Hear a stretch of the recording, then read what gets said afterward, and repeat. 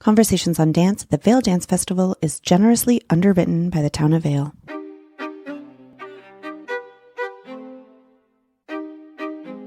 I'm Rebecca King-Ferraro.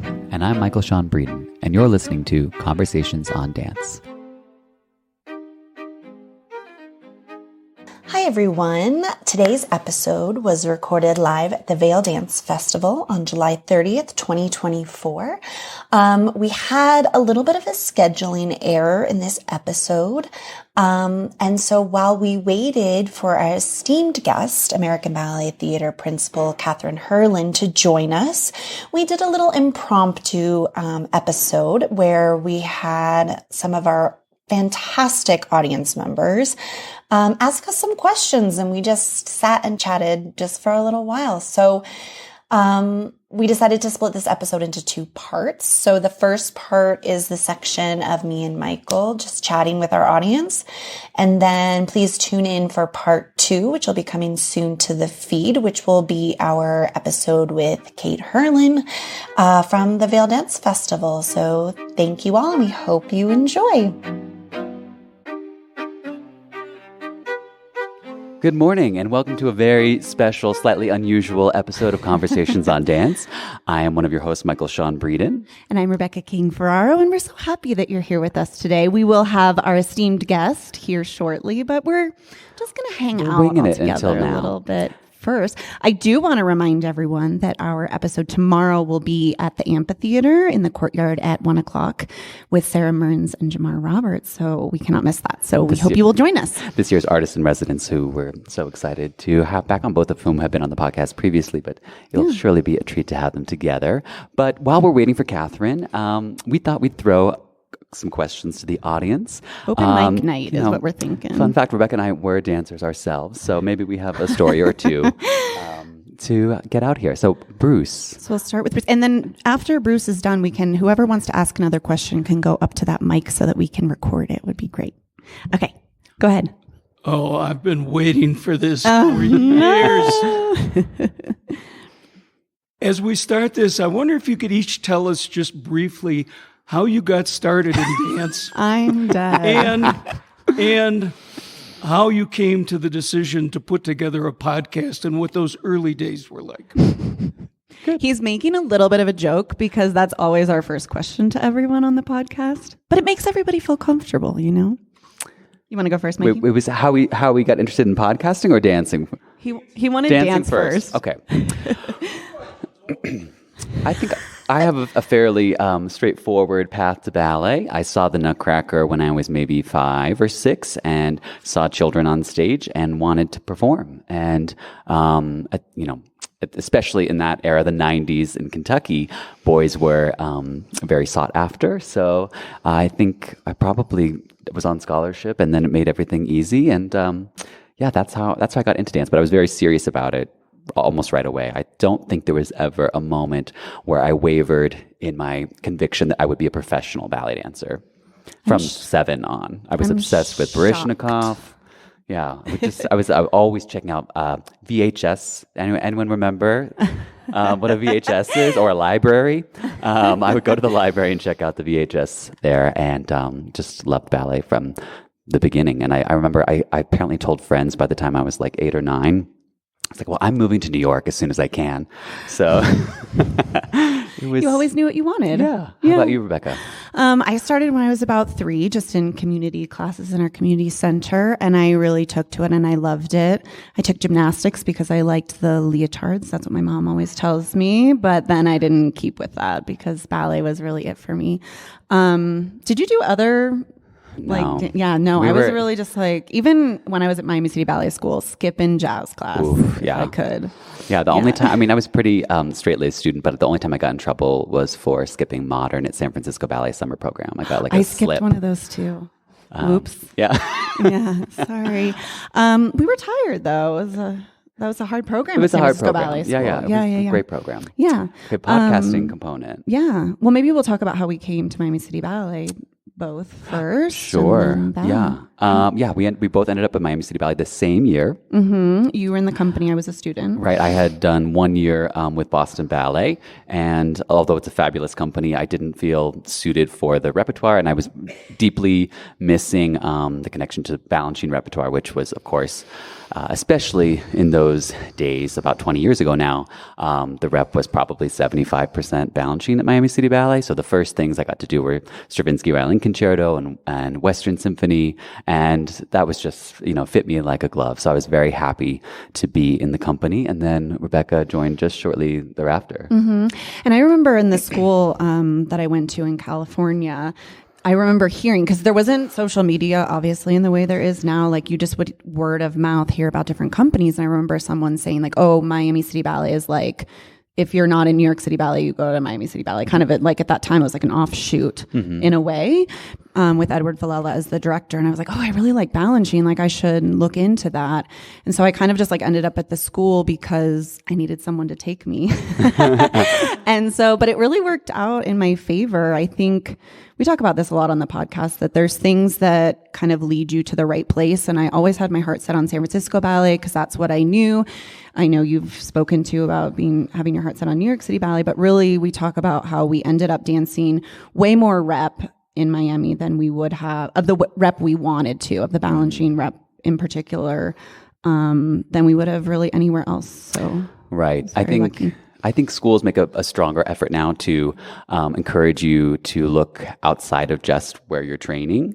But at that point, it was very eye on the prize, NYCB or bust. So when I didn't get an apprenticeship, I was pretty devastated. But then it ended up being the right thing for me completely because I'm a shorter person who did not identify as a virtuoso. So I think if I had gotten into New York City Ballet, they would have been like, what do we do with this? But at Miami City Ballet, Edward Villela, didn't really subscribe to those sorts of typecasting. So I was able to do things that I felt were a better fit, more elegant or princely things like Divertimento Number 15 or Valse Fantasy, that I think were a perfect fit for me, but I would never have had the opportunity to do at New York City Ballet because I'm 5'8". Symphony in 3 Movements. Symphony in 3 Movements, another wonderful ballet. Yeah, there's so many wonderful things. We have a part in that, the music where it goes, da-na, da-na. We used to sing, Michael Breeden. It's one of like, you're so dead at that point. So when I'd hear like the full ensemble, because Symphony in 3 is basically the entire company, but they're all on stage, but only that solo boy is dancing. And so I would feel them singing it as I was doing it. Okay, we're getting losing the thread. So how did we start the podcast? So We'll be concise about this, promise, and then we'll get to you. Yeah.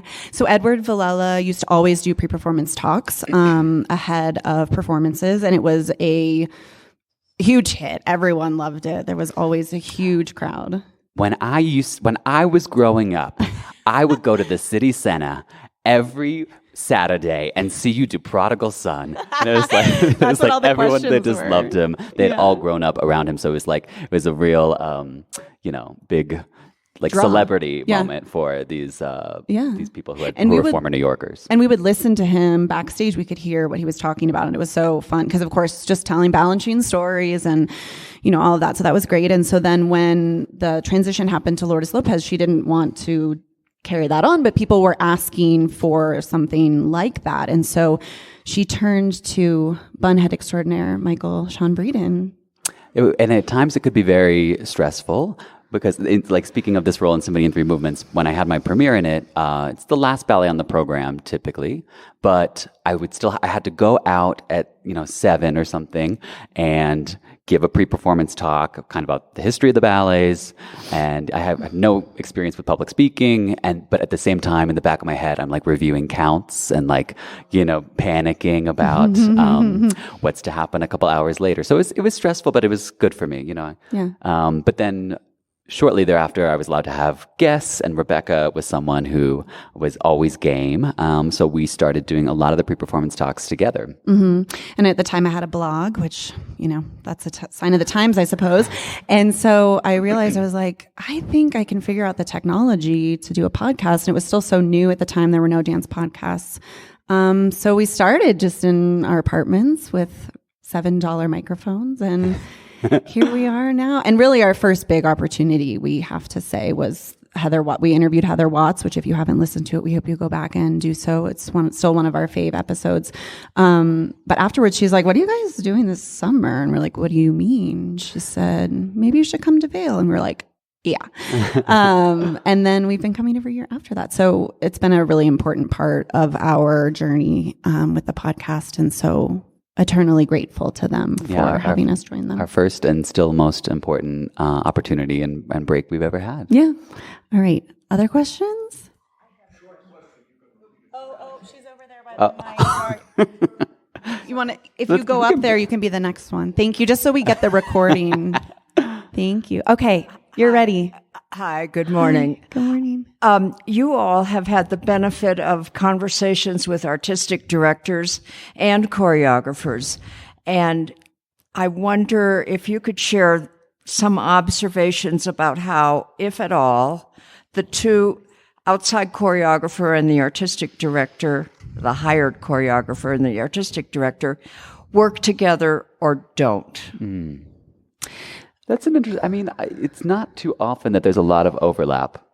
I mean, well, I'm thinking right away, thinking of our conversations we've had recently with Houston Ballet, Stanton Welsh, and Julie Kent, kind of saying how they, hopefully this answers your question a little bit, kind of gives like carte blanche, if they can, to the choreographer. And then I think there are certain instances where a work has to fall within the parameters of a program or the evening or the orchestra. And so sometimes that probably becomes where they work closer together. And then there's some, artistic directors that will come down at the end of the process and see what happened, see what kind of. Yeah, I mean, I think typically it's just sort of, encouragement. It's not actual direction. I mean, right. They curate the program, but for instance, I was just staging a ballet for Alexei Ratmansky at Dutch National Ballet, and Ted Branson, the director, who we had on the podcast, wonderful director and great speaker. Ted would come down all the time and just kind of sit and engage, but, he wasn't fixing to tell Alexei what to do. Right. Yeah. I think in a good way, often artistic directors probably have their hands off in the process too. Like, they made their artistic vision was to choose that person and then kind of let that person do their thing. Yes. Hi. Question. Yeah. Let's see. How do I word it? I'm thinking about ballet and following a choreographer as something that's kind of regimented maybe and takes a lot of discipline, as opposed to, say, a collaborative endeavor where it's more democratic. I'm thinking contemporary dance maybe. Sure. And so were you ever drawn to those more freer, less hierarchical ways of dancing and performing? Because great question. It's a dilemma. Right. Yeah. Being a follower, embodying a vision of the great master, as opposed to something very democratic. And where the dancer has a voice. Right. So that's... Yeah, I mean, I think that's a great question. I don't mean to speak for both of us, but I think we both have... We feel the same. Yeah. We were drawn to the sort of... I don't want to say that you're structure. Structure, but it's not like I wanted to just be a follower, but at the same time, I don't know, that makes you feel free in a way. We were inspired by that process, and we joke all the time that something that is a little bit more democratic might, asking you to improv or offer your input choreographically, that makes us nervous. Right. That's not our jam. I like dancing works by wonderful choreographers, so I don't want to choreograph. Yeah. Yes. I mean, but of course, there's a range. And I love, I can identify something in someone else. Like yesterday when Joey was getting up and giving a demonstration of the Lamone technique, I thought it was so beautiful. And I can imagine that looking at him embody that, I was like, that must feel so satisfying. And at the same time, I know that for me, I could not do that. Right. And it would not feel satisfying in my own body. Right. I totally know what you mean. Yeah.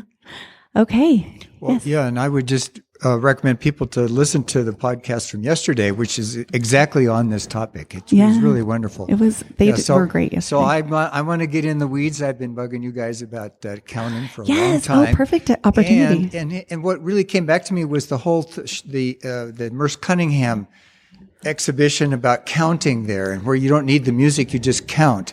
And so it's this interaction between, well, I don't know, I have played music, so I know that there's counting when you do music, but I can't imagine that it's the same as counting that you're doing in dance, but maybe it is. So anyway, now I get my counting question. Yay! This is a great opportunity to talk about it.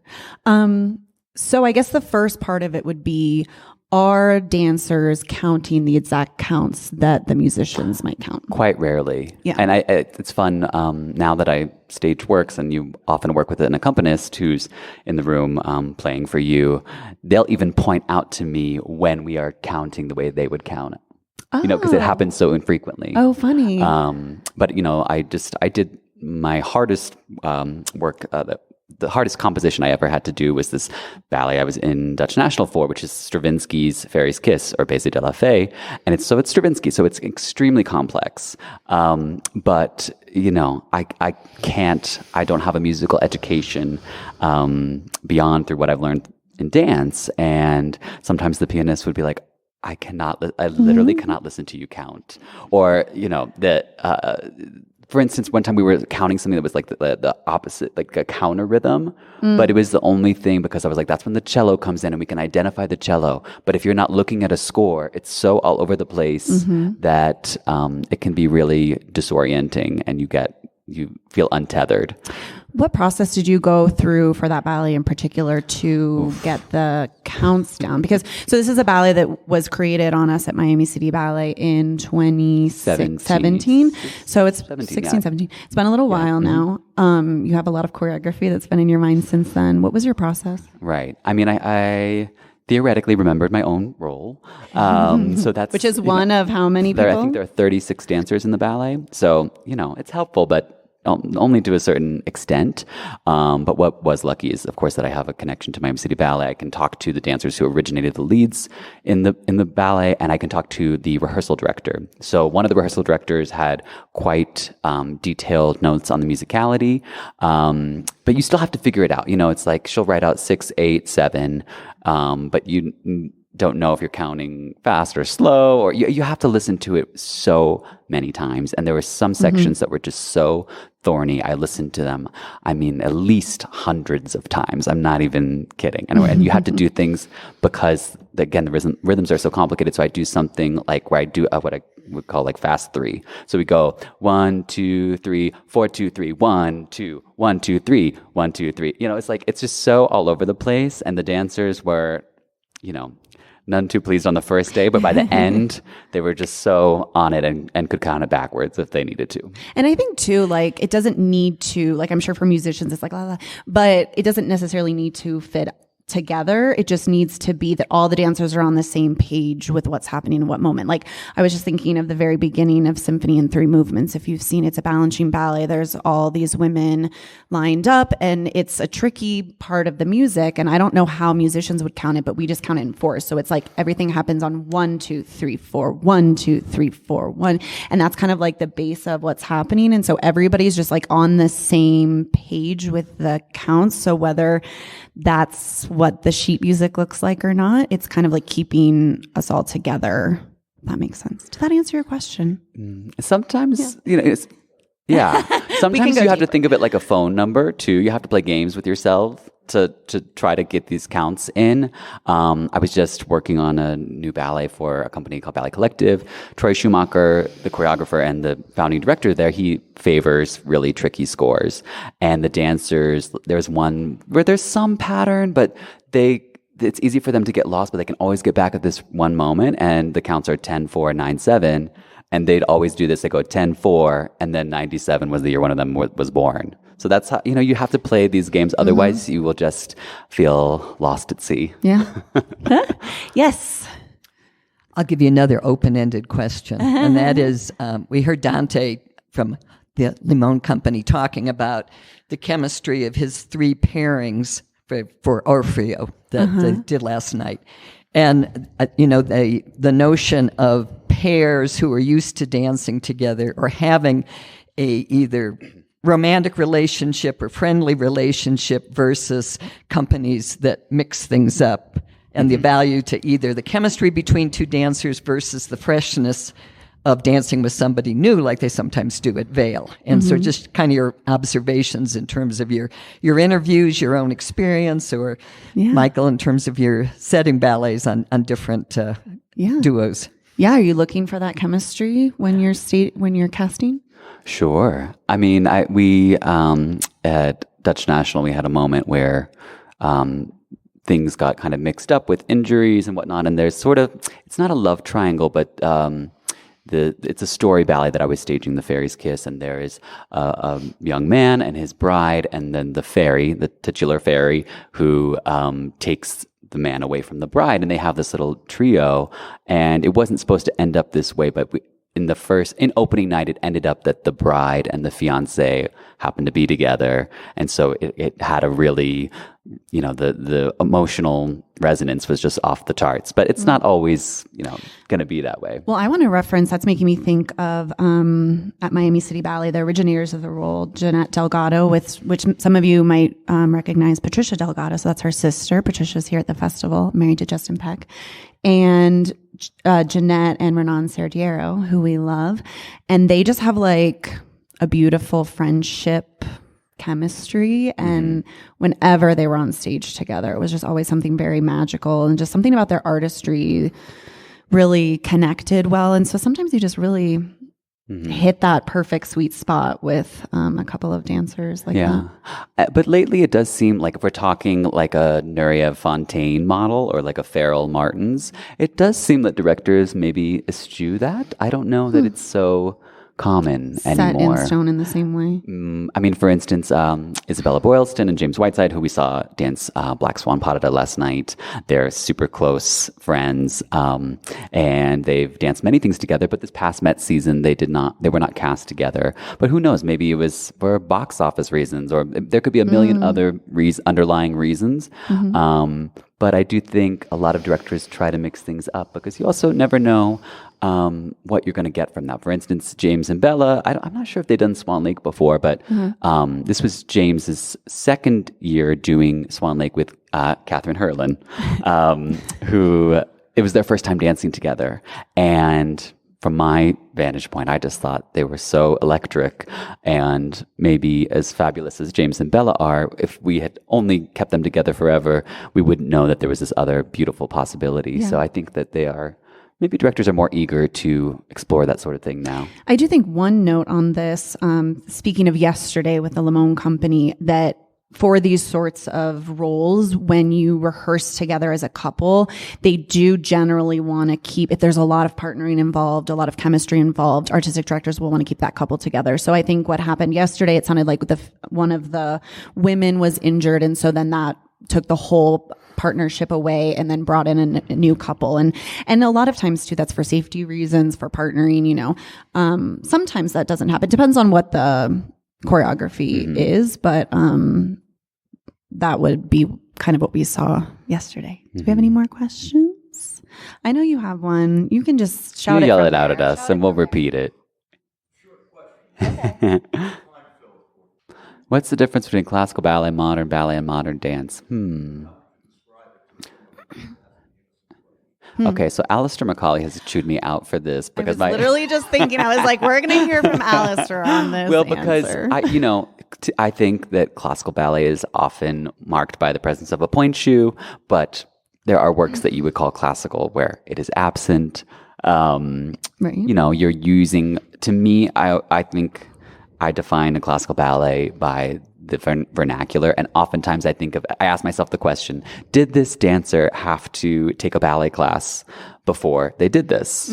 Or could you execute it without? But again, I feel like that's something Alistair probably won't like either. Well, I know what else maybe he might not like, but then there's also like the element of the neoclassical. So for us, we'll always refer, which he's told us, we'll refer to like, classical ballet, which to us is our Swan Lakes, our Giselles. And then we, say Balanchine, which is then there in the middle with our neoclassical. So to us, it feels like something different. I think also because that was what we wanted to dance. We wanted to do that neoclassical element of things. But Balanchine Alistair will remind you that Balanchine said he's classical. That's what I'm saying. Yeah. He's going to tell me that. Okay. Because Balanchine... We're thinking of you, Alistair. Didn't Balanchine say that Agon is a classical potida, right? Right. I'm sure. Well, but like for me, I would definitely consider Agon neoclassical, Right. while something like Balanchine's Nutcracker potida is a classical ballet. Right. But I think it's interesting too, like we were discussing yesterday, to see how all of this is an offshoot of, it's all intertwined and it's all related. And I think too, I love when we talk to modern dancers, to kind of go to that part of the question, like we were yesterday, to hear them talk about the thought process is so interesting, because I think we don't always think about that in the same way. It's like, okay, are your legs crossed? Are you pulled up on your point shoes? Are you doing 3 pirouettes with perfect technique? And they're like, how does it feel inside? And I'm like, yeah, I think that could be a marker, right? Yeah. It's ballet dancers tend to work from the outside in, and then for modern dancers, it's inside out. They have to feel a motivation or we're getting nods. yeah, you want, like, it's they were talking yesterday about like the release, sending an arm out, but we're just like, okay, the arm goes up and then we and then you figure out an intention. Well, and I think too, I don't know if this is, I think we tend to think of things so mechanically, like in terms of the musculature and like how are my rotation muscles working to help me pull up. We're talking about Kate Hurlin doing her pirouettes, and we're like, her left arm's just really coming around. So it's like, what mechanics are happening to execute that? And then they might, like Joey, like we were talking to yesterday, might just have like a totally different way of expressing something very similar. It would be interesting to ask him what he thinks. I mean, when Joey was talking about doing a tendu, and there was all this thought process behind it that was so wildly different from what we would assign to a tendu, I loved hearing about that. Yeah. Perfect. You're back. I'm back again. Yeah. Thank you. To follow up on my counting question. Yes. So you got to be in some cases in sync with the music, so you're going to do an arm movement that goes to emphasize by the music. And so I wondered how you managed to do the dance counting, which doesn't necessarily follow with the beats of the music per se, to get that hand up at the right time. And it doesn't always happen. We've seen places where people are not completely in sync with the music. Sorry. Well, if you want to go ahead and answer that one. No. I was just going to say that I think that even though our counts might not match up with the sheet music, it still matches the beat of the music. Right. I mean, especially with the ballet that I've been discussing, Fairy's Kiss, the counts were important in the beginning because it's really hard to learn something, especially like Stravinsky, that's so complex. You'll feel completely lost, adrift. So you need the counts in the beginning to anchor you, but then eventually you do see that he's choreographed it melodically. But if you're not counting in the beginning and you don't know with this meter shift that's happening halfway through where this horn comes in and you're supposed to do an arm on that, and then especially because it's the piano, and the piano it's a reduction. So the piano is every instrument in the orchestra. So they're just a base to help you, but it is funny in the beginning. It can almost feel like a hindrance as well. It's tough. Yeah. Well, I did want to say, because you mentioned Cunningham too. So we don't know necessarily because we haven't done that, but we have talked to people who have done Cunningham work, and like Melissa Toogood, for example, we've spoken to here at the festival. And when she stages a Cunningham work, she teaches the counts, and then the music plays in the rehearsal for the first time, or maybe even just on stage for the first time. That's like part of the Cunningham experience and the artistry. So in that instance, I don't know the answer necessarily, but my guess would be they're going to be counting in a beat that's just going to stay consistent throughout. Yeah, that's my understanding of it as well. They are counting, but they've kind of, through the repetitive process of rehearsal, gotten this to be an innate beat in their own body. And you can feel the dancers next to you too. Like you can feel that breath and the... It's just so wild to me. I mean, it's something, obviously we never danced Cunningham, but to think, because I'm thinking in performance, when adrenaline is factored in, how do you hold on to the rhythm that you've built in rehearsal? Yeah. But I guess that's part of the thrill of live performance. Right. Yeah. Well, you guys, I don't think you've interviewed Melissa, have you? We have. Yeah. We'll send you the episode. It's been a little while. We've done it a couple of love times. Another Melissa. question comes back to this, so a little bit this definition of what classical and neoclassical is. And I don't know what Martha Graham is in terms of the definition. Yeah. Because she clearly comes out of the classical, but she doesn't do point shoes. And so that really takes her away from the strict definition. But the other this is kind of a trivial question. This little march that you guys do, you come out with your toe down and then your heel. It's completely backwards the way that normal people walk. And also the Hurlin group doesn't do that. You know, when they come out, they just walk like normal people do. And I wondered sort of where that came from. So that would be a preference, probably. So for Dance Theater of Harlem, when they were walking out in Allegro, they for sure were doing toe heel because it's balancing. But then maybe for the other pieces, the choreographer may have said, I want more of a pedestrian walk. I think you're talking about like in IRL. Oh, in real life. Are you talking about in real life or on stage? Oh, sorry. Yeah. Okay. Well, I mean, but also in I real thought life you. too, I walk weird too. Yeah. I know. I was just thinking. I was like, yeah. I mean, this is like trying to bad run behavior. Yeah. Yeah, we have to try to eventually. Well, because when you're young, you kind of use it as like this badge of honor. They're broadcasting to the world that you're something so amazing. But then when you're older, you realize it's actually really bad for your body, and your physical therapists are like, please walk like a normal person. Yes. So yeah, I think that it's when you're seeing it on stage, that's coming from what the choreographer is looking for. So it just has a completely different look too. And also, so I would speak, I think we can speak to Paul Taylor because we did Taylor work, which is of the same realm-ish of Graham, like you're talking about. That would be a big part of our process was working on running and how we're running and how we're, and which is also, you know, walking as well, but like leading the chest forward, being really low into the ground, just completely like throw away all your ballet knowledge or what you want to do. And then flip it on its head and get down in the ground and go. So I'm just thinking, I just remembered this quote from a teacher, Truman Finney, that I think is really, it circles back to the question about, you know, how much autonomy do you want? And he would always say, restriction is freedom. And I'd be like, yes. That's right. Funny. Yeah. But I think for us, that was what we responded to. So getting us out of to break that mold and do something where, you know, I guess you're leading it a little bit more was difficult for us. Yeah. So the question was how are we keeping up with our ballet facility and exercise? I can't remember the last time I worked out, you guys. It's tough having a 2-year-old. It's part of my plan when I get home, though. He's 2, and so now I have no excuse. But Michael, I know Michael's regimen. Well, I have to. I will hurt myself if I. But you don't. would anyway, please. I would anyway. I love ballet. I'm a bunhead, and that's the kind of exercise I most enjoy. I have since proudly branched out some. You know? I took a yoga class with Rebecca once. What? That was like 2 years ago here, or 3 years ago here. Yeah. But I guess it didn't hit. Didn't connect. I do have to stay in some sort of shape. When I was at Dutch National Ballet, I took class almost every day to my own limited capabilities. For instance, I can't do what's called a releve, which is, for someone who doesn't know, just a calf raise, you know, dancing on half point. I can't really bend my big toe metatarsal anymore because I have no cartilage there.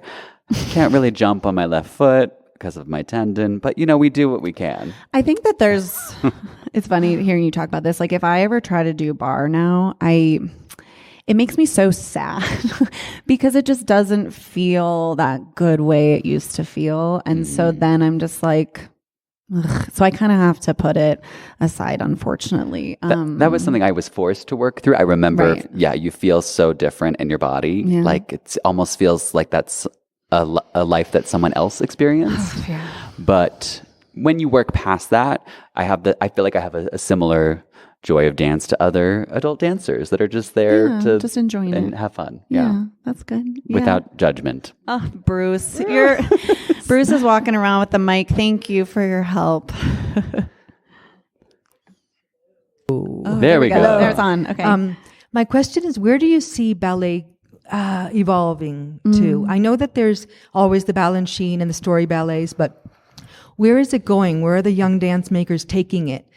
I know contemporary ballet is a big thing, complexions and all that, but like, where do you see it evolving to keep up with the times? Maybe that's a great question. Yeah, it is a great question. I mean, I think that I'm lucky enough to work for two people that I think are taking ballet forward and doing what I consider to be the real requirement is that you don't dispense of ballet vernacular completely. That question I asked earlier, like, did these dancers have to do a class before? But I thought, for instance, when we saw Robert Garland's work at DTH, he's incorporating dance vernacular that is of today while still making the dancers execute really clearly classical ballet idiom. So I love that idea too. You know, I think I was thinking of it like, someone who's more, stolidly traditionalists might be like, oh, that's not appropriate for a ballet. But, then you go back and you think of like Balanchine and doing like flex heels in early ballets, that were experimenting. And that probably at some point was inappropriate. I think that if you're incorporating other dance forms into the art form, that's what keeps it fresh and original. You just need to do that without dispensing of the classical ballet vernacular. And I think that Robert did that in a really exciting, fun way. The other thing I'm thinking of while you're speaking is I wonder how many people remember 2021 when Justin Peck did his like chai pa twist. Yeah. Same, thank you. Same music, some of the same steps, some references, still had like a traditional costume look and feel, but kind of also flipped it on its head. I found that very exciting. I don't think it has to be directly like that where you're redoing something old, but I liked the idea of seeing where he was pushing something directly like that. And I think too, we can push ballet dancers in point shoes and ballet vernacular. It doesn't have to be modern dance necessarily or like something totally out of their wheelhouse. Thank you all so much for your thoughtful and wonderful questions. That was so fun for us. Yeah. Thank you. And we'll have more opportunities to talk.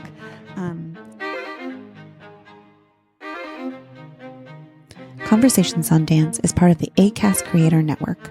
For more information, visit conversationsondancepod.com.